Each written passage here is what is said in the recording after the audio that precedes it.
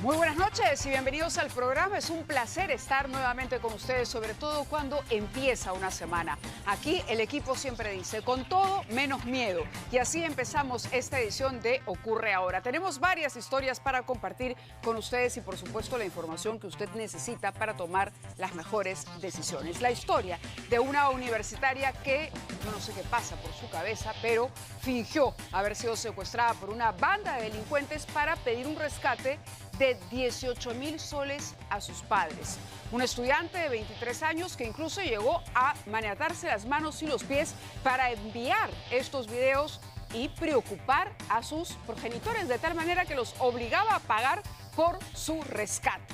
Vamos también con la presidenta Dina Boluarte. La presidenta se dirigía hoy en un tono bastante firme a la gente que asistió a una actividad pública, pero la presidenta no contaba en esta presentación de Hospitales Centenario en el Hospital Arzobispo Loaiza que recibiría una serie de abucheos. La gente de pronto empezó a llamarla mentirosa y esto guarda relación sin duda con las explicaciones poco verosímiles o nada verosímiles y menos convincentes que diera sobre el escándalo de los Rolex. Pero también nos preocupa la situación sobre el enfrentamiento. Apunta ahora ya no de golpes únicamente, sino de balas, cuchillos, entre escolares de un colegio emblemático, el Hipólito Unanue. Estamos hablando de adolescentes entre cuarto y quinto de secundaria que se amenazan en las redes sociales y que han llevado la violencia a las calles. Este último fin de semana incluso fue herido un escolar con un cuchillo en la espalda. Por otro lado, no todas son malas noticias y tenemos una historia que vale la pena destacar. Habla para Ocurre Ahora la maestra Coraje. Van a conocer ustedes una historia inspiradora, la de Gloria Machuca, una profesora que resistió 8 días y 7 noches bajo el frío de la sierra, muerta de hambre. En Guaura, ella cayó a un acantilado. Finalmente fue rescatada, está en su casa con su familia en Caraballo, pero lo único que desea es volver al aula, a estar con sus estudiantes. Y lo que pide es ayuda, no para ella, sino para el colegio en el que trabaja. Con esto y más, regresamos inmediatamente después de la pausa.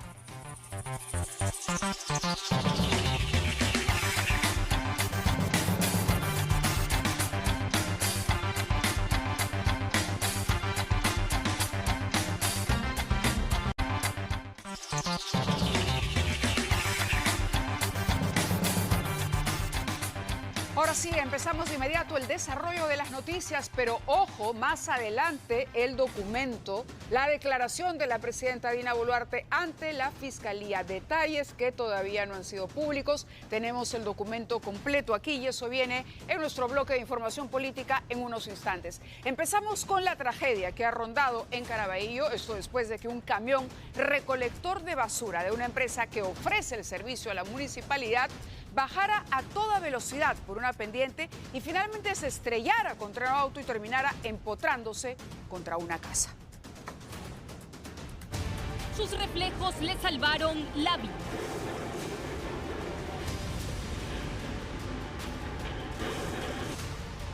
La brutal embestida de un camión de basura contra un auto que un segundo antes fue limpiado por su propietario, un hombre que ha vuelto a nacer. Alrededor de las 5 de la tarde, cuando este padre de familia limpiaba el interior de su vehículo, hasta que la llamada de su pareja lo hace salir de la unidad.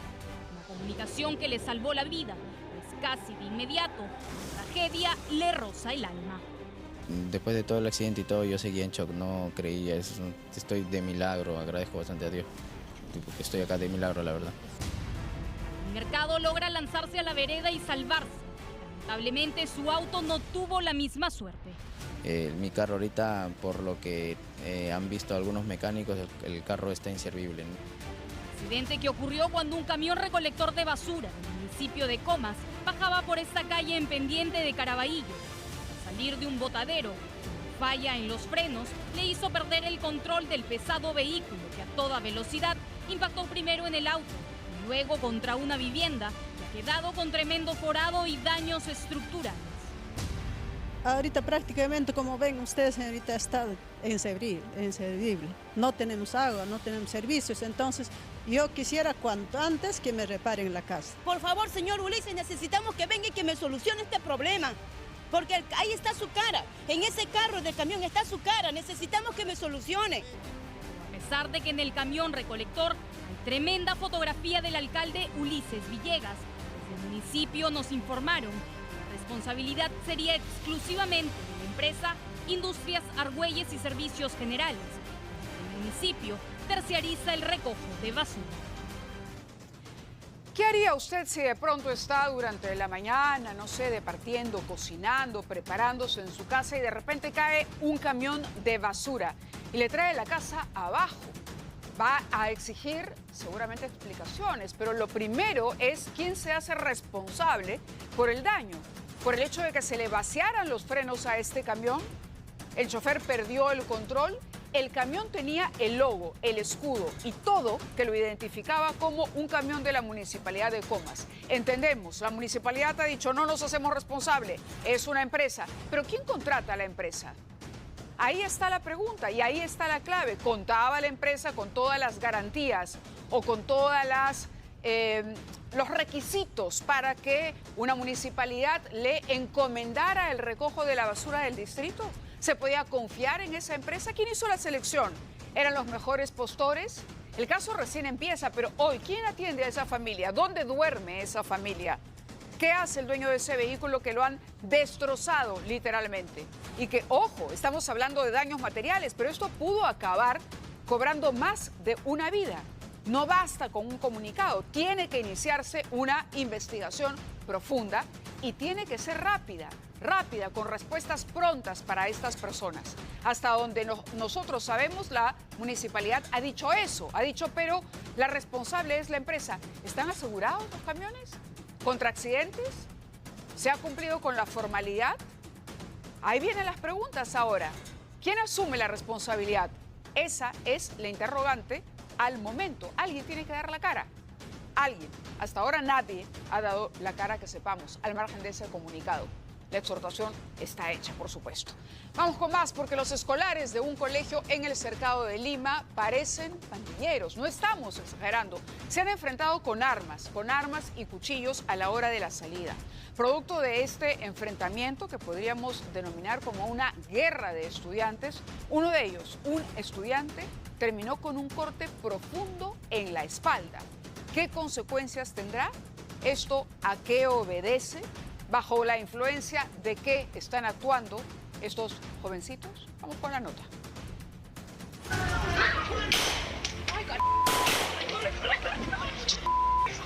Son calles convertidas en escenarios de un enfrentamiento a punta de balas y cuchillos, menos que por escolares.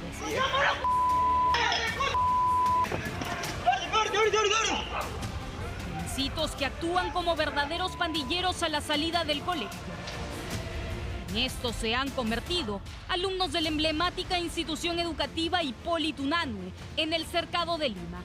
Adolescentes que cursan el cuarto y quinto año de secundaria, quienes en vez de estar preocupados por empezar bien el año escolar, se amenazan entre ellos a través de las redes sociales.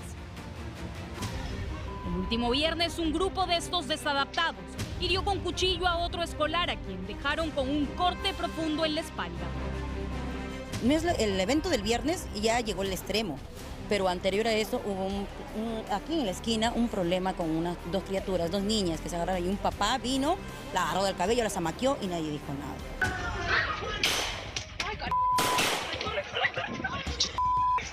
La guerra que existe entre bandas dentro del colegio ha llegado incluso a los oídos de los padres de familia, quienes entre ellos se mandan mensajes de audio advirtiendo del peligro. Hay un rumor por acá por mi barrio, yo vivo frente al colegio. Mañana va a haber balacera a la hora de salir del colegio. Va a bajar la gente de Palomino, se quiere agarrar con la gente de Mirones y con la gente del Ermitaño. Eso es chibola. Y va a haber bronca, balacera. Ten cuidado, mis hijos creo que no van a ir mañana. Una de las madres de familia asegura que a su hijo lo tienen amenazado desde el año pasado. Bueno, está asustado, no quiere venir al colegio, pues. Porque tiene miedo que si eso viene del año pasado, que le han querido meter cuchillo. Hasta el momento, la institución educativa no ha emitido ningún comunicado donde se especifique las acciones que tomarán al respecto a fin de darle seguridad a los alumnos y tranquilidad a los padres de familia.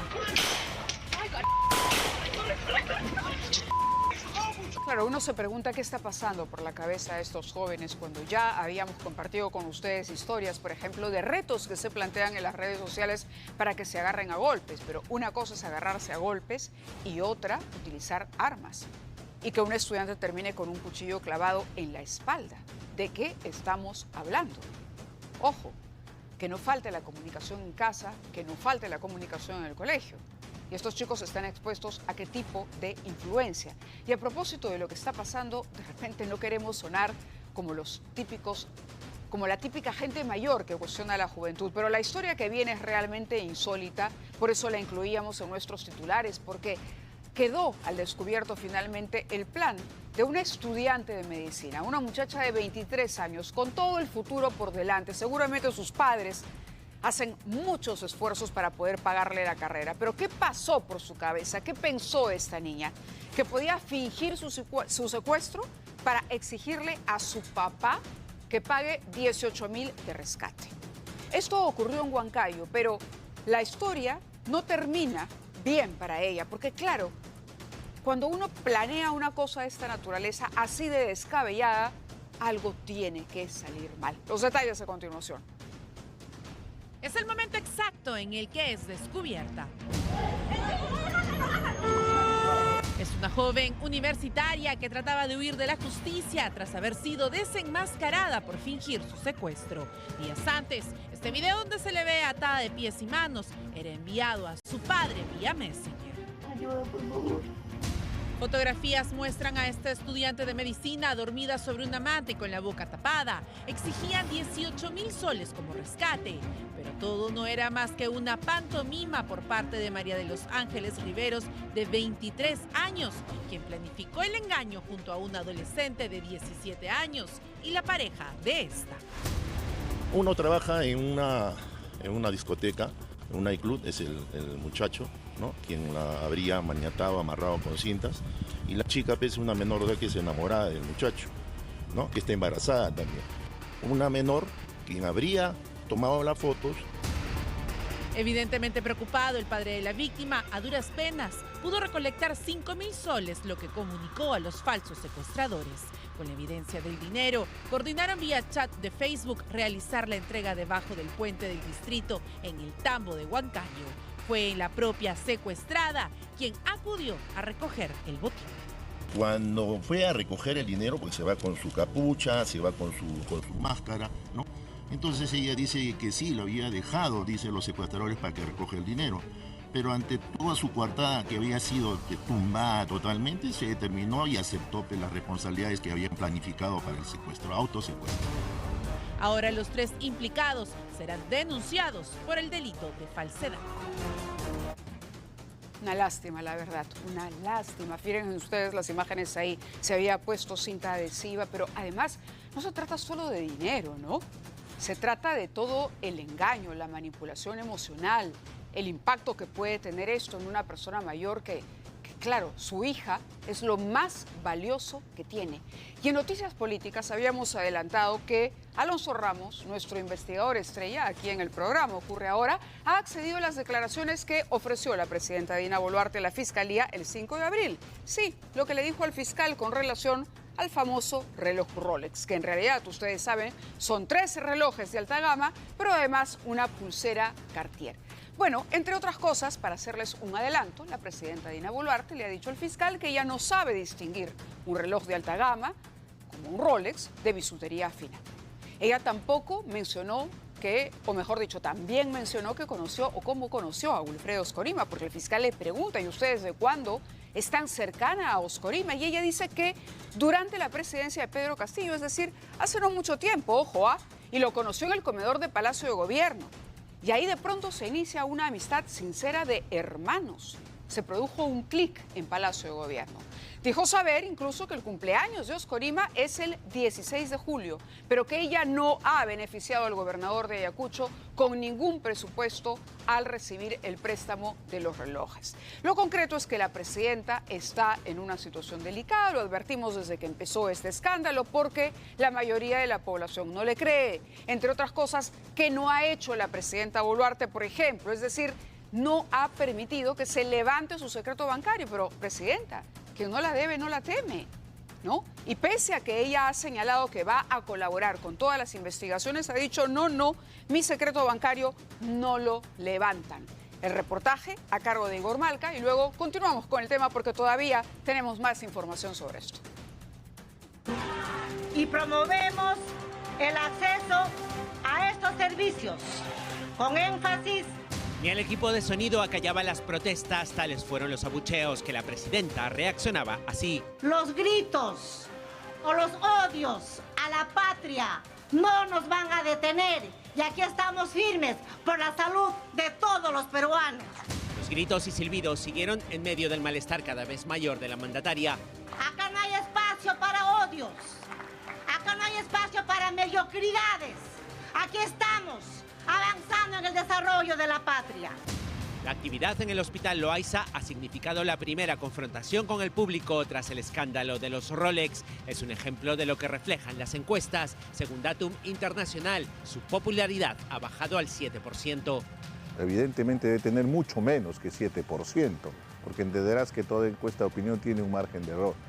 Pero lo más grave es su negación de la realidad. Parecería que ella está viviendo en una realidad paralela.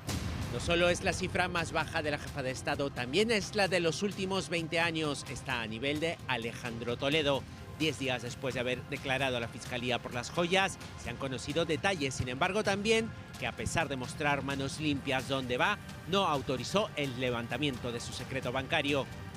Según Dina Boluarte, Wilfredo Oscorima le ofreció un Rolex en Palacio de Gobierno, aunque no detalló la fecha. Otros dos llegaron después progresivamente.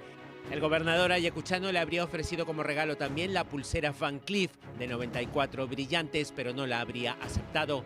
Eso sí, la terminó usando en actividades oficiales. La joya fue comprada por Oscorima el 25 de julio por $9.900. Los relojes en una tienda virtual de Nueva York y costaron en total casi $65.000. Mucho más es el costo político y el daño al país por la inestabilidad. Y las evidencias y las mentiras, sobre todo, han ido llevándole a un camino sin salida. Está en un laberinto que la única alternativa que veo en el horizonte, objetivamente, es un proceso de transición. Su gobierno es insostenible.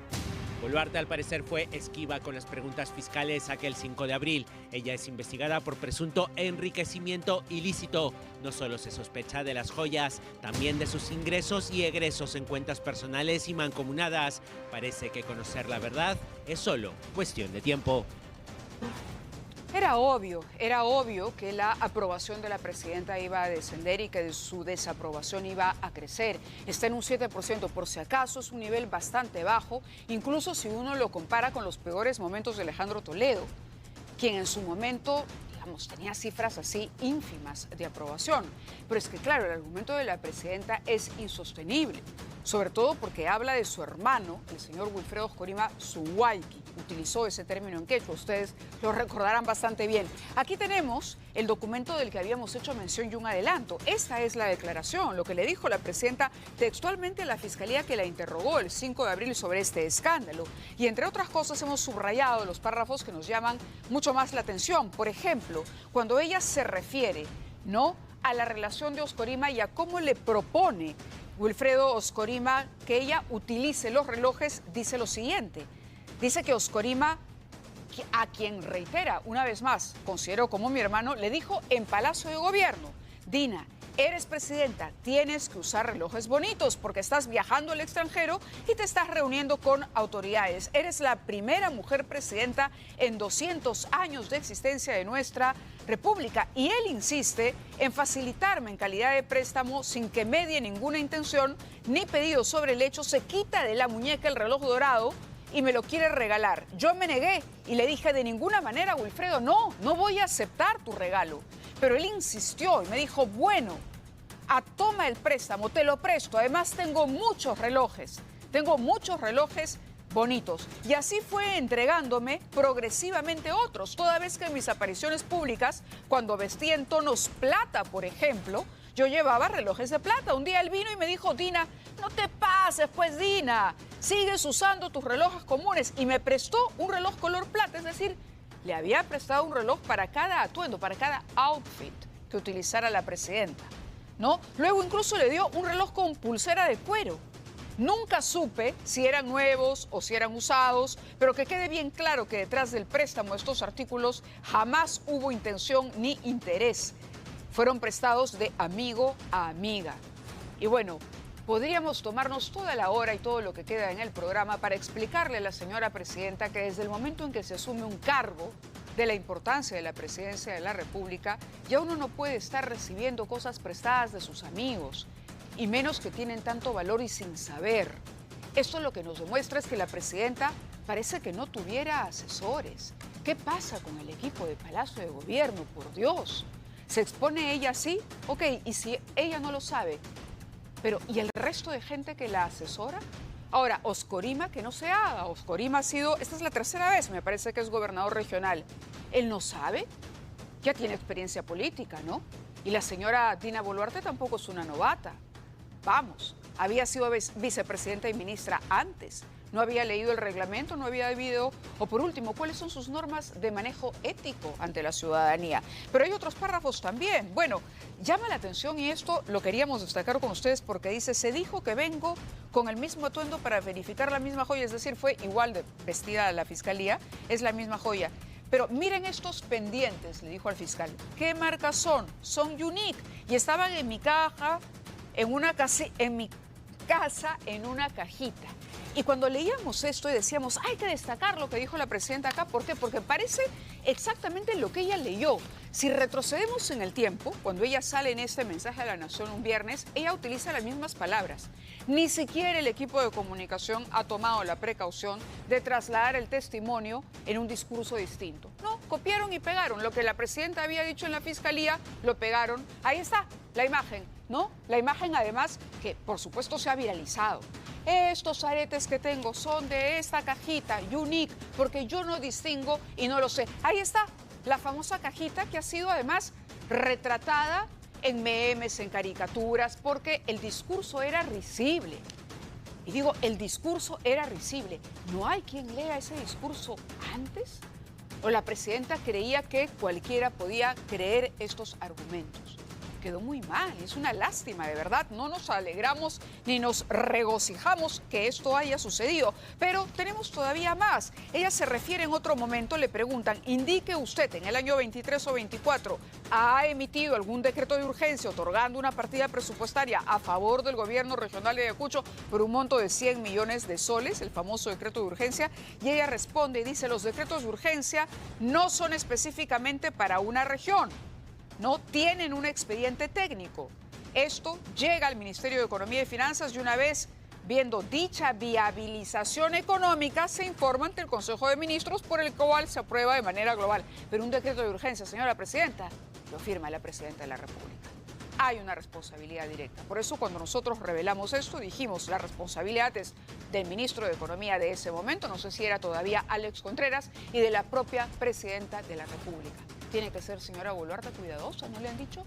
Con todo lo que usted firma. Y finalmente, sobre cómo comienza la relación de Oscorima. A ver, para que hayan llegado a ser uña y mugre, ¿no?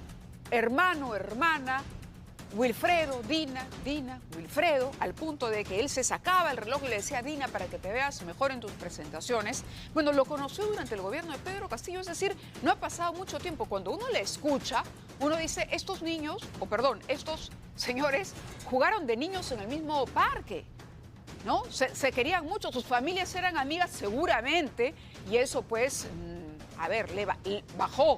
bajó la atención que debía prestarle la presidenta a lo que estaba ocurriendo con la oferta de los Rolex. Pero no, ella dice, nos reunimos en Palacio de Gobierno y ahí lo conocí, ¿no? A instancias durante el gobierno de Pedro Castillo en una cena en Palacio de Gobierno. Dice, luego hubo reuniones con gobernadores, conversé con el señor Wilfredo Oscorima y se afianzó nuestra amistad. ¿Cuánto tiempo tuvo el gobierno de Pedro Castillo? ¿No fue electo en 2021? A 2024, 3 años, a lo más. El préstamo de los relojes fue el 23. En 2 años se formó una relación de hermanos. ¿En 2 años? ¿Qué pasa? Dios. La presidenta continúa y luego se queja de que le griten. Y hoy alzaba la voz. Y yo decía, ahí hay un asesor que le ha dicho, presidenta, muéstrese firme. Pero la firmeza no hay que gritarla, no hay que exagerar. La firmeza simplemente se demuestra a través de tomar las decisiones que corresponde a una gobernante. Pero bueno, en esta torta, a ver, vamos a hablar de esta torta que ha causado la suspensión del coronel Harvey Colchado. La torta muestra pues ahí a un personaje que se supone es el coronel, ¿no? Con este instrumento para romper una puerta. Y esto se produce pocos días después del cumpleaños de la presidenta. Obviamente, muchos dijeron, se está burlando, puede ser presidente, o se está ufanando de los últimos allanamientos. Pero en cualquier caso esto merecía una investigación. El señor Colchado, el coronel Colchado, cabeza de la DIVIAC, ha sido separado temporalmente y hoy se inicia una investigación. La fiscal Marita Barreto ha dicho que se han aprovechado de esto, que podríamos considerar una impertinencia del coronel Colchado para llevar a cabo una venganza. ¿Y desde dónde viene la venganza? Desde el poder que investiga Marita Barreto con el coronel Colchado. Vamos con la nota de Igor Malca. Detrás de esta imagen podría haber mucho más que una polémica decoración de pastelería. Bien podría servir de invitación no a una fiesta de cumpleaños, sino al inicio de la carrera política de un personaje controversial. Vemos que se preocupa estar en las primeras páginas, ¿no? Entonces tendrá alguna otra motivación, posiblemente. Harvey Colchado es un experimentado oficial de la policía. Difícil creer que sucumbió sin sopesar a la fiebre de publicar en una historia de WhatsApp una imagen que de inmediato se asocia con el allanamiento a la casa de Dina Boluarte, por mucho que se niegue. Pero esta parodia no puede originar que sea una mofa contra la presidenta de la República. Esta parodia y esta temática de la torta es una acción constante de la DIVIAC. Lo que yo aprecio ahí son actitudes de soberbia, de protagonismo, de ir contra las normas institucionales. La policía, a través de su inspectoría, ha abierto un proceso disciplinario al coronel por supuesta infracción muy grave, apartándolo de la jefatura de la DIVIAC mientras dure el mismo. Según su defensa, Colchado no difundió la imagen en redes sociales, solo en WhatsApp, que considera una red privada. La policía sostiene que esto denigra la imagen institucional. Se realizó en un contexto por natalicio y celebración del cumpleaños de mi cliente.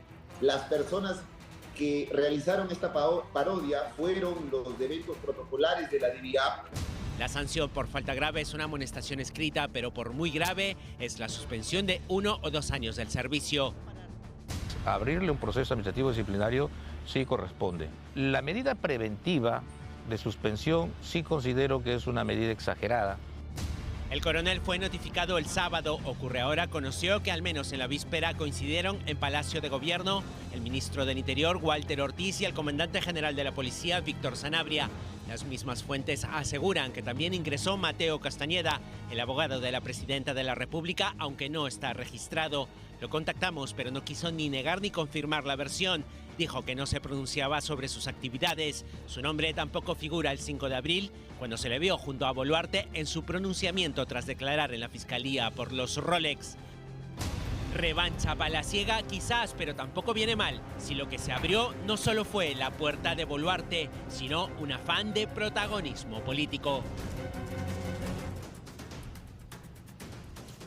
A ver, y la pregunta es, ¿tenemos que seguir en esta historia? Bueno, esperemos que la investigación, ya hablando sobre el coronel Colchado, sea una investigación rápida y que finalmente se trate con la serenidad del caso, ¿no?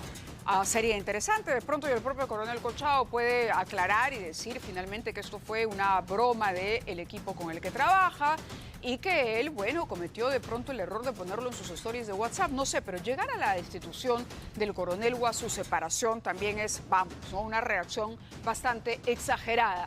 Pero nos estamos ocupando de la presidenta, nos estamos ocupando de los relojes y nos descuidamos por ello estos escandaletes realmente en política de otros temas muy importantes, sobre lo que está ocurriendo, por ejemplo, en el Braem. ¿Cuántos años venimos hablando del Braem? Desde que se derrotó aquí en la ciudad a Sendero Luminoso, desde que esos remanentes huyeron a la selva para ponerse a trabajar al servicio del narcotráfico, ¿qué está ocurriendo? Hemos tenido que lamentar recientemente el fallecimiento de un técnico tercero de la Marina de Guerra del Perú durante estos operativos que se están produciendo en el BRAE, donde se han iniciado además una serie de acciones, ¿no?, que tenemos que repudiar. Bombardeos para neutralizar además campamentos de Sendero Luminoso. Tenemos un informe muy completo al respecto. Es un bombardeo que bien podría confundirse con lo que ocurre en Medio Oriente. Pero no, esta sarta de proyectiles se dispararon en el Braem. Y es que las Fuerzas Armadas han decidido neutralizar al enemigo con cohetes que lanzaron la madrugada del último lunes. Mira eso, mira eso, mira eso. Propios y extraños se sorprendieron al ver y escuchar más de una decena de proyectiles sobrevolar la zona, lanzados desde el aeródromo Hatun Rumi. Tras varias horas de incertidumbre, las autoridades confirmaron que la operación fue parte de un operativo que busca neutralizar los campamentos de Sendero Luminoso instalados en la zona. Se han intensificado las operaciones militares conjuntas con el fin de neutralizar los campamentos de la fuerza principal de la organización terrorista Sendero Luminoso en el Braem. Asimismo, se informó del deceso del técnico tercero de la Marina de Guerra del Perú, Edgar Tiburcio Espinosa. Es más, según fuentes cercanas, un alto mando terrorista estaría amotinado en el lugar, por lo que en horas de la mañana la operación continuó con helicópteros sobrevolando la zona. La Presidencia de la República, así como el presidente del Consejo de Ministros, Gustavo Adrianzen, expresaron sus condolencias a través de las redes sociales. Mira eso, mira eso, mira eso. El Comando Conjunto de las Fuerzas Armadas informó que las fuerzas especiales continúan operando en la zona. Muy bien, y vamos también a contarles qué pasó con un adolescente que arriesgó su vida al intentar detener a unos estafadores y terminó, miren las imágenes, arrastrado por el auto en el que estos delincuentes escapaban. Afortunadamente, los vecinos ayudaron a capturar a estos fascinerosos. Pero la historia detrás de esto es sumamente interesante y tienen ustedes que escuchar cada detalle de la historia que viene a continuación. Terminó colgado del auto de unos delincuentes por varias cuadras.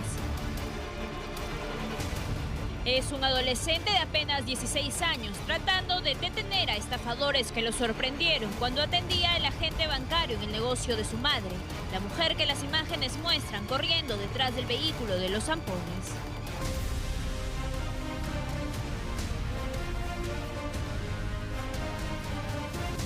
Ocurrió luego de que el confiado jovencito hiciera una transferencia de 500 soles a la cuenta de uno de los delincuentes que se hizo pasar por cliente sin pedir antes el efectivo. Al ver que el depósito a nombre de Luis Andía Moya estaba listo, el estafador solicita cancelarlo para evitar dar el dinero en efectivo, por lo que el adolescente pide ayuda a su mamá, momento que el timador aprovecha para escapar en un auto junto a su cómplice por varias cuadras del jirón Varela. Pero el menor quiso evitar la fuga, por lo que siguió el delincuente hasta el vehículo, momento que el maleante aprovechó para jalarlo e intentar retenerlo contra su voluntad, incluso dejando medio cuerpo fuera de la unidad. Mi hijo le solicita el dinero, el otro dice, ya regreso, y se retira. Mi hijo sale y me pasa la voz y me dice, mamá, no me quiere pagar. El hombre se sube al carro y mi hijo lo voltea y lo jala a mi hijo. A pesar de sus esfuerzos, Luis Andía Moya y el conductor José Chacaliaza no lograron salirse con la suya, pues los vecinos lograron capturarlos. Gracias a que he hecho el escándalo y te he gritado, he podido agarrar y varias motos, varios vecinos lo han podido interceptar a la espalda. Acá en el interín mi hijo me cuenta que le han tirado una patada en el estómago cuando el carro ya estaba en movimiento. Los sujetos quedaron detenidos. En su haber se encontró un rosario de denuncias por estafa y el robo de un vehículo. A pesar de ello y la última hazaña que realizaron en Breña, las autoridades los dejaron en libertad. Ahora esta madre vive angustiada, pues cuenta que los sujetos merodean su negocio, por lo que pide garantías para su vida y la de su familia.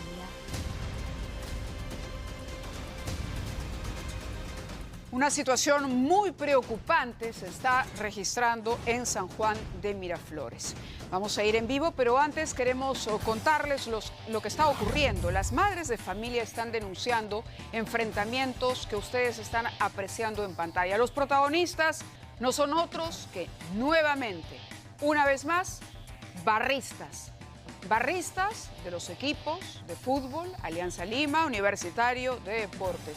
Se están enfrentando a machetazos y para ponerle la cereza al pastel lo hacen en los exteriores de un colegio, del Colegio República Alemana. ¿Cómo se puede presentar una situación de esta naturaleza? Enfrentamientos. Miren ustedes ahí a estos barristas. No son los escolares, por si acaso. Ellos están dentro de la escuela, pero armas blancas, machetes. Alguien decía, estaba revisando alguna información, era un antropólogo el día de hoy que comentaba, Raúl Castro, las barras bravas se han convertido en las divisiones menores de las organizaciones criminales. Y cuando uno mira estas imágenes y estas fotografías, no puede de darle la razón a quienes así lo consideran. Esto no es amor al fútbol. ¿Esto qué cosa es? ¿Y en qué va a terminar? ¿Y cómo vive la gente alrededor? ¿Hay derecho de que la calidad de vida de estas personas se deteriore a causa de estos vándalos? Porque amantes del deporte sano y justo no lo son. Vamos con Karina Reinafarge para ocuparnos de lo que viven las madres de familia y los vecinos de esta zona de San Juan de Miraflores en los exteriores o alrededor del Colegio República Alemana. Karina, contigo. Muy buenas noches. Muy buenas noches, Mávila. Efectivamente, nos encontramos, como tú bien lo dijiste, en los exteriores del Centro Educativo 7100, República Democrática Alemana, y la zona lleva el mismo nombre. Estamos en la parte de República Alemana, aquí en San Juan de Miraflores. ¿Hasta aquí han llegado los padres de familia? Porque las imágenes que ustedes acaban de ver son del viernes pasado, a las 3:30 de la tarde, cuando los escolares estaban por salir del colegio. Se escucharon disparos. Es esos disparos los que alarman a los padres de familia. Señor, usted me comentaba que intentaron meter a todos los niños que estaban en los exteriores del colegio, ¿verdad? Buenas noches. ¿Qué tal? Buenas noches. Sí, porque los niños en ese momento era hora ya de salida y algunos estaban a la parte afuera. Y sí, pues cuando hubo los disparos, trataron, porque ya la puerta se había cerrado con los disparos, se cerró la puerta. Entonces a los niños se metieron los que se han podido al momento de abrir la puerta. Ajá. Y después era empujar al resto. Empujar a las madres, empujar a los niños. Karina, porque eran los disparos de los vándalos que había. Y lo lamentable es también, Mávila, si me permites, sí, claro, es que al parecer estos barristas venían a buscar a un alumno de este colegio. Es lo que ustedes han podido saber. Eso es lo que se sabe, que hay alumnos involucrados en todo esto. Y esa es nuestra preocupación como padres de familia, porque esto no es de hoy, esto viene pasando hace mucho tiempo atrás. Y lo que pasa es que la directora está haciendo caso omiso a todo esto. Yo creo que ya han solicitado hablar con ella. ¿Y qué dice al respecto? Hasta ahora, hoy día he hablado con el subdirector, porque la directora está de onomástico. Hoy día no estuvo. O sea, hoy día no vino a trabajar porque era su cumpleaños. No importa que el viernes casi los alumnos hayan sufrido, ¿no?, este ataque. Eso es lo que dice, que hoy día es su cumpleaños y se ha tomado su día libre. Mávila, te escuchamos, tenías una consulta. Sí, Karina, te escuchaba con mucha indignación, de verdad, nuestra solidaridad a todas las señoras que te acompañan. Pero, a ver, dos cosas, ¿no? Es impresionante lo que nos narrabas. Cuando uno ve las imágenes, uno dice, ok, se están enfrentando, son grupos de vándalos, barristas, ya es un término que queda corto para poder describir la manera de actuar de estos personajes, pero estamos hablando de que esto ocurre a la hora de la salida del colegio. Es decir, no solo se expone, y este es un colegio que presta educación secundaria y primaria, es decir, hay niños pequeños también que asisten al colegio. Primaria y secundaria. Estamos hablando de miles de alumnos, porque calcula que en cada aula haya 30 alumnos y estamos hablando de un colegio nacional que tiene hasta 3 secciones por grado, ¿no? Y estamos hablando de los 3 niveles, inicial, primaria y secundaria. Es decir, si van a buscar a uno de los integrantes de la barra que de pronto y es estudiante del colegio, nosotros suponemos que será mayor, pero imagínate la desprotección que hay para toda esa comunidad de estudiantes. Y lo otro, la verdad, que no podemos dejar pasar por alto, es lo que tú también destacabas. Acaba de ocurrir esto el viernes. Lo mínimo que uno esperaría es que hoy la directora haya llamado a la policía, haya convocado a los padres de familia, haya llamado a los profesores, se haya reunido en una reunión de emergencia, pero no, es su cumpleaños y ella se fue a soplar las velas del pastel. No estuvo con los padres de familia que, afligidos, tienen que llamar a la prensa porque es la manera en que pueden llamar la atención de las autoridades. La directora brilla por su ausencia. Feliz cumpleaños, happy birthday to you, pero abandonó a esos estudiantes a los que tiene que proteger, y con toda razón las madres están preocupadas. La señora nos decía, Karina, que esto viene de hace tiempo. La escuchamos. Es más, el día viernes, el momento que estuvo pasando esas cosas, la señorita directora estaba celebrando su cumpleaños dentro de la institución educativa. ¿Cuál es el nombre de esta directora? Disculpe. Alicia Anco, creo. Alicia Anco. Entiendo que usted también pidió audiencia con ella y no la recibió. Sí, no. No reciben.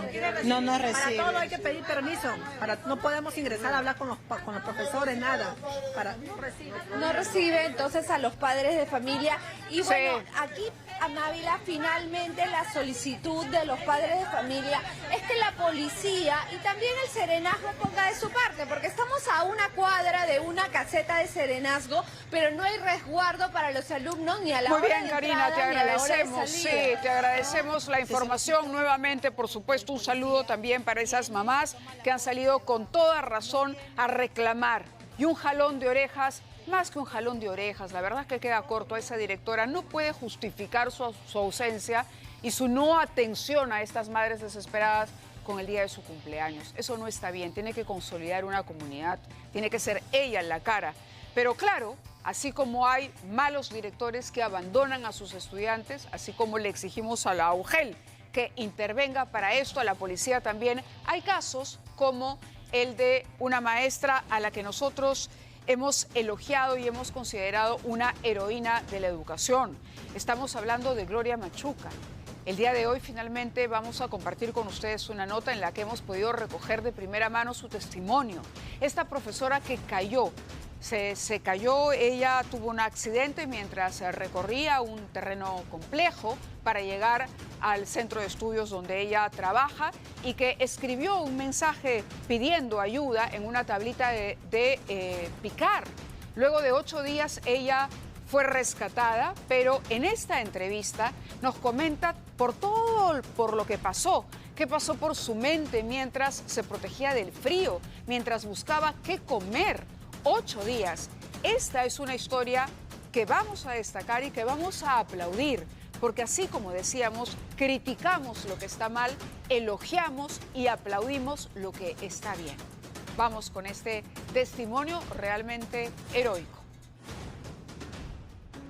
Esta es la segunda etapa del asentamiento humano Nueva Jerusalén y ya estamos llegando a la casa de la señora Gloria. Y nos damos cuenta porque miren los letreros. Dice, bienvenida a casa. Hay una...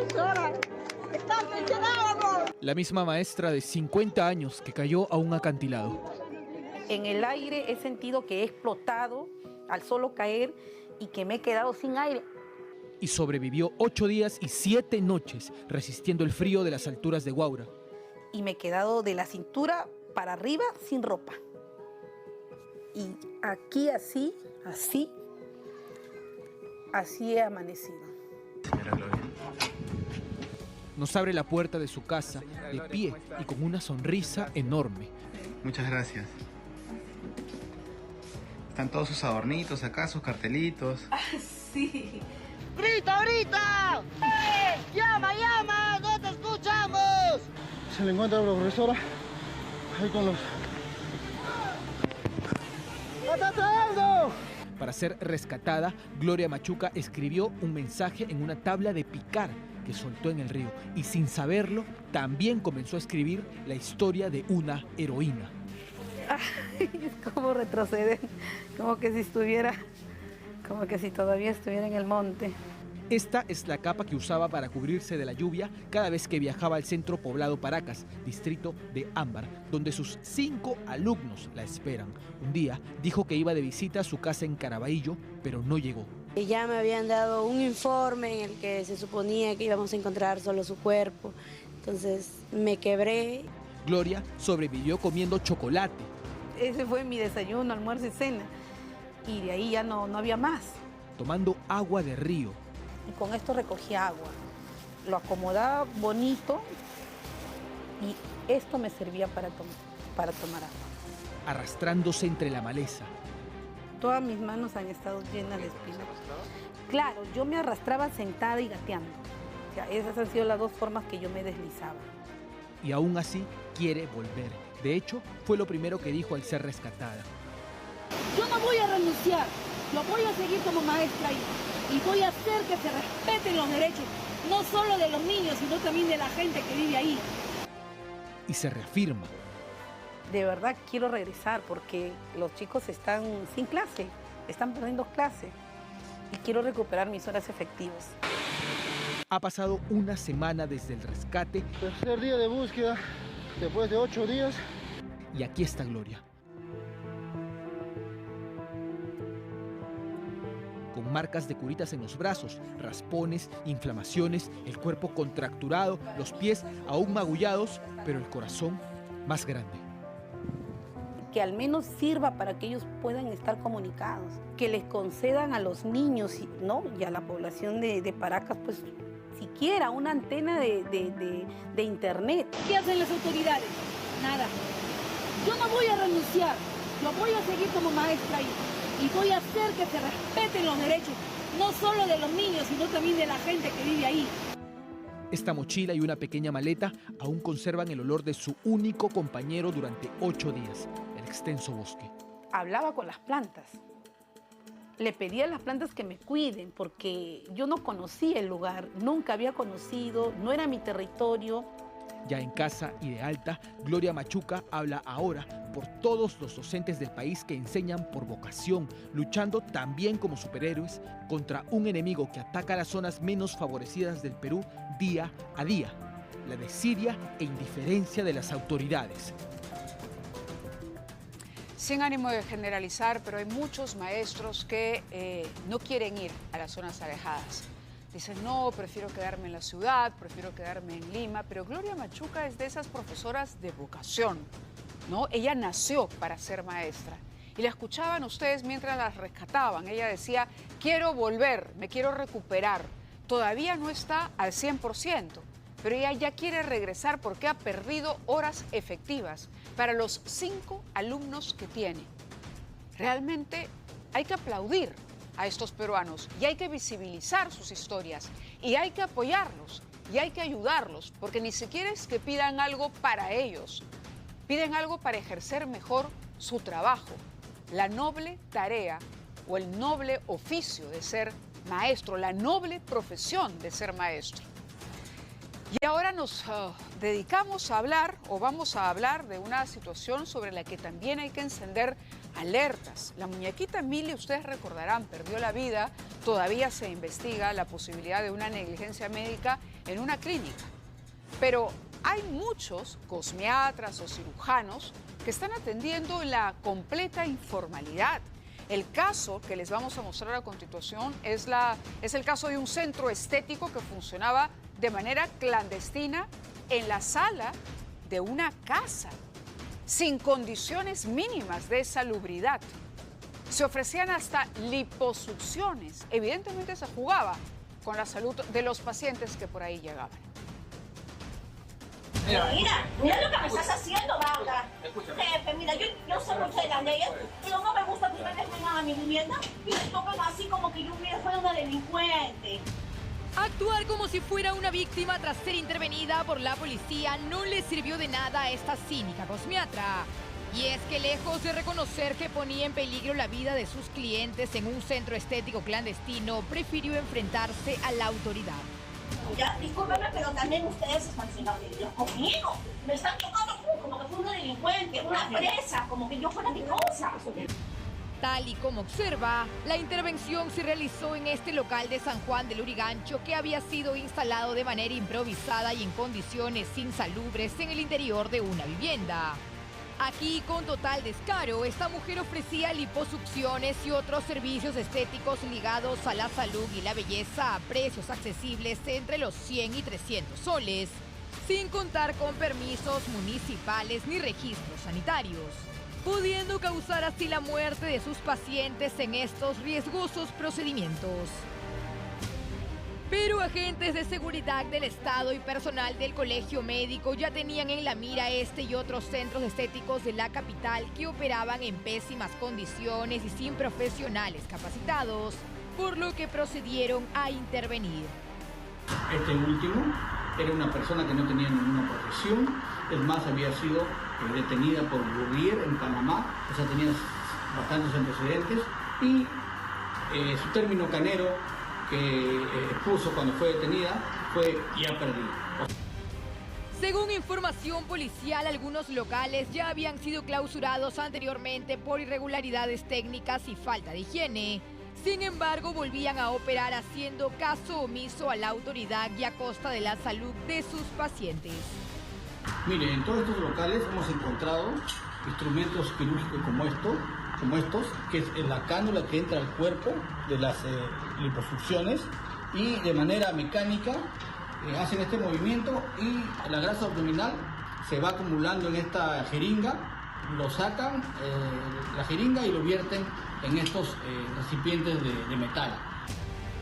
Así que ya lo sabe, no se deje engañar por estos videos que encuentra en redes sociales y que ofrecen procedimientos de belleza a bajo costo, pues lejos de ayudarle a alcanzar la tan ansiada perfección, podría causarle la muerte.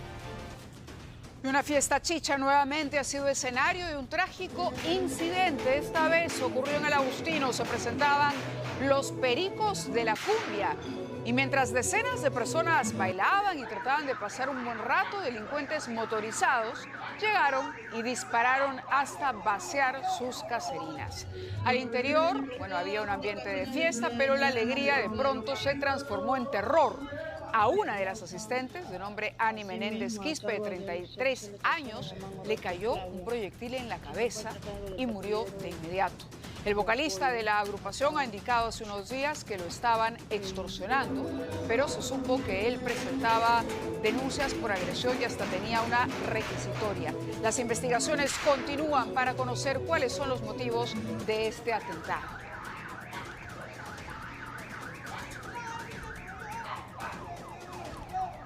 Y nos vamos rápidamente hasta San Juan del Lurigancho, donde se encuentra Leila Suárez. Ella está en compañía de Jeremy Lamata, es un campeón de artes marciales que se ha convertido en una víctima más de los extorsionadores. Jeremy Lamata, campeón de artes marciales, un peruano, un deportista, también denuncia extorsión. Leila está con él. Adelante, Leila. Buenas noches.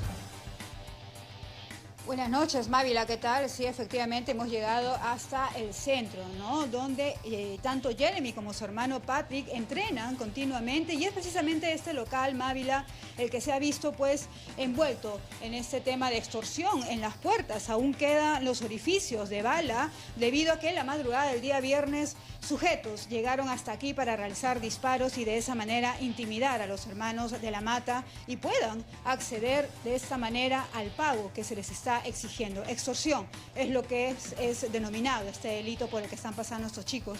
Jeremy, lamentable esta situación que estás viviendo, un deportista como tú, como tu hermano, que se ven inmersos ya en esta situación de extorsión. Sí, también es un choque para nosotros porque esto nunca ha pasado, es la primera vez que pasa. Hace un mes y medio hemos recibido estas amenazas de texto y también llamadas. Hemos estado ignorando, hemos bloqueado también los números, así que no sabemos si durante esas semanas han venido todavía amenazándonos por ese número. Pasó el tiempo y en la noche se escucha 2 disparos, en la madrugada, el viernes en la noche, en la madrugada, 1:30 más o menos, se escucha 2 disparos fuertes, plum, plum. Entonces mi tío baja al primer piso y dicen que ha sido acá en este local. Yo pensé que era en otro lado de mi barrio, pero ha sido aquí. Claro, incluso las balas en Mávila han traspasado las puertas de metal y rompieron esta luna que estaba en este lado, que ya ha sido reparada por los chicos. Sin embargo, imagínate si en ese momento hubiera habido una persona en este lugar, ya estaríamos hablando de una muerte. Sí, pero gracias a Dios este primer piso solo es centro de entrenamiento, simplemente entrenan los alumnos, así que a esa hora no había nadie, ni un familiar, no había nadie. Gracias a Dios. Enhorabuena, Jeremy. Estaban pidiendo esos... Nos estaban pidiendo un monto de 1.000 a 2.000 soles, hemos estado ignorando, recalco, así que no sé si nos estarán pidiendo más. Ok, Mávila, sí, te escuchamos. No, sí, Leila, justamente iba a preguntar lo que tú les acabas de preguntar, cuánto era el dinero que se les solicitaba, pero ¿tienen ustedes una idea de quiénes estarían detrás de estas extorsiones? Es la primera vez que ocurre, nos decían, pero ¿los números se los han alcanzado a la policía por lo menos para que logre rastrear? Sí, el número que nos está extorsionando y está en investigación. Es la primera vez que nos pasa, después de 7 o 8 años. Es la primera vez que nos pasa, así que no recibimos todavía esas amenazas. El monto que nos estaban pidiendo es de 1.000 a 2.000 soles. No sé si aún nos están pidiendo más, no lo sabemos porque ese número ya está bloqueado, pero está en investigaciones. Muy bien, muy bien. Muchísimas gracias por contarnos esta experiencia. Lamentablemente, extorsiones que se multiplican peligrosamente en todo el país. Gracias, Leila, también por la información. Vamos a hablar ahora de la alarmante situación que se ha provocado por la epidemia de dengue, que parece estar llegando a su punto más alto, con más de 102.000 contagios solamente en Lima y 126 fallecidos. Ante esto, el Ministerio de Salud ha anunciado que a partir de julio finalmente se va a implementar un plan piloto de vacunación. Vamos con los detalles.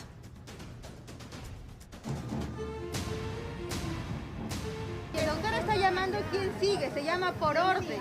¿Y por qué no llaman entonces? Postas colapsadas y desesperación por un cupo de atención. Son escenas que nos hacen recordar a la pandemia del coronavirus.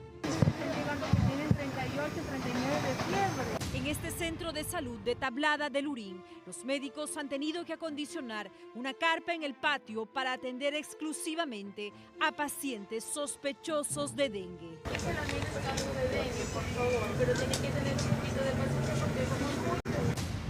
Ruth tiene los mismos síntomas que su hijo de 5 años, quien dio positivo al dengue y teme que el zancudo también la haya picado a ella. Pero los síntomas eran que el dolor de cabeza fuerte, náuseas y estómago flojo, aparte de eso el dolor de cuerpo. En esta zona de Villa María del Triunfo son los niños y adolescentes los más vulnerables. Hasta aquí llegan junto con sus madres con fiebre alta, dolores musculares y de huesos, síntomas del temible dengue. La fiebre no baja de 40. 39, 40, 39, 40, no baja más. Más le traía a mi menor hijo porque tiene síntomas de dolor de cuerpo, fiebre, escalofríos.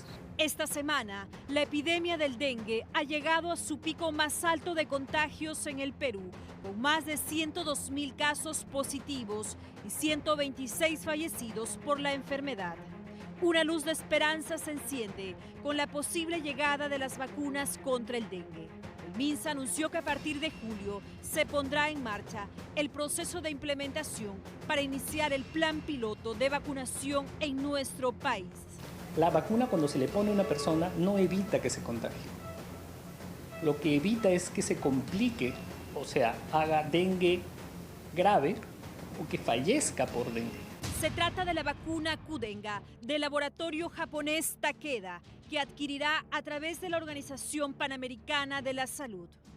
El viceministro de Salud, Ricardo Peña, explicó que solo podrán ser vacunados los menores entre 4 y 16 años, según recomendación de la Organización Mundial de la Salud.